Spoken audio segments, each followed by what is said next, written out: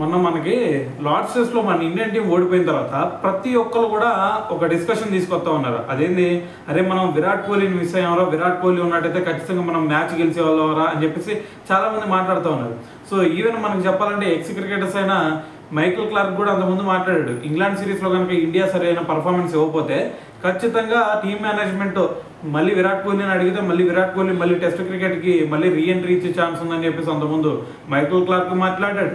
దాని తర్వాత వచ్చేసరికి రీసెంట్గా మదన్ లాల్ ఆయన కూడా సేమ్ ఇదే విధంగా విరాట్ కోహ్లీ రావాల్సిన అవసరం ఉంది, ఖచ్చితంగా అతను వస్తే చాలా బాగుండేది అని చెప్పేసి మదన్ లాల్ కూడా మాట్లాడటం జరిగింది. మళ్ళీ రాజు శుక్లా గారు కూడా మొన్న మాట్లాడారు. సో ఆయన ఏమంటున్నాడు, బీసీసీఐ కారణం కాదు రోహిత్ శర్మ విరాట్ కోహ్లీ రిటైర్మెంట్కి, వాళ్ళ వ్యక్తిగత ఒపీనియన్ కాబట్టి మేము గౌరవించాలి దానికి.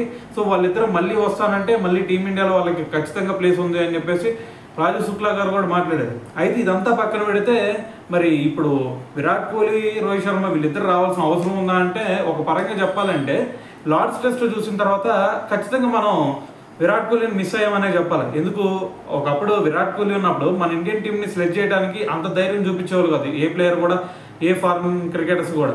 మరి మొన్న చూసుకుంటే లార్డ్స్ టెస్ట్లో కంప్లీట్గా అసలు వాళ్ళ క్రౌడ్ చేత కూడా వీళ్ళు మన వాళ్ళని స్లెడ్జింగ్ చేయించారు. ఇది చూసిన తర్వాత ఖచ్చితంగా విరాట్ కోహ్లీని మనం మిస్ అయ్యామనే చెప్పాలి. సో దాంతోపాటు బ్యాటింగ్లో చూసినా సరే ఒక బాధ్యత గల బ్యాట్స్మెన్, ఒక ఎక్స్పీరియన్స్ బ్యాట్స్మెన్ ఉన్నట్టయితే కొంచెం బాధ్యతగా చివరి వరకు మ్యాచ్ని తీసుకెళ్ళాడు. మరి మనం చూసుకుంటే మన వాళ్ళు ప్రతి ఒక్కళ్ళు కూడా ప్రెషర్ సిచ్యువేషన్ ఫేస్ అయ్యారు. అంటే మనం విరాట్ కోహ్లీ ప్రతి మ్యాచ్ ఉండి ప్రతి మ్యాచ్ ఆడతాడు అని అయితే నేను అనట్లేదు.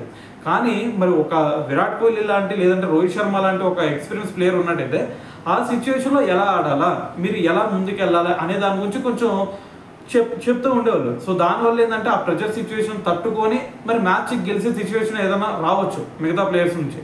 సో మరి ఇదైతే ఖచ్చితంగా విరాట్ కోహ్లీ లేని లోటు అయితే కనిపించింది అనేది నా పర్సనల్ ఒపీనియన్ అనమాట. సో మరి ప్రతి మ్యాచ్ ఆడతాడు అనేది నేను చెప్పను. కాకపోతే మొన్న మ్యాచ్ చూసిన తర్వాత ఆ స్లెడ్జింగ్, దాని తర్వాత ఆ బ్యాటింగ్ ఫెయిల్యూర్, ఆ ప్రెషర్ సిచ్యువేషన్ తట్టుకోలేకపోవడం, ఇవన్నీ చూసిన తర్వాత ఒక ఎక్స్పీరియన్స్ ప్లేయర్ని మనం మిస్ అయ్యామరా అని అయితే నాకు అనిపించింది. సో మరి ఈ మ్యాచ్ చూసిన తర్వాత మీకేమనిపించింది అనేది కూడా తెలియాలి కదా. సో మరి తెలియాలంటే కింద కామెంట్ చేయాలి కదా. సో కింద కామెంట్ చేసేయండి.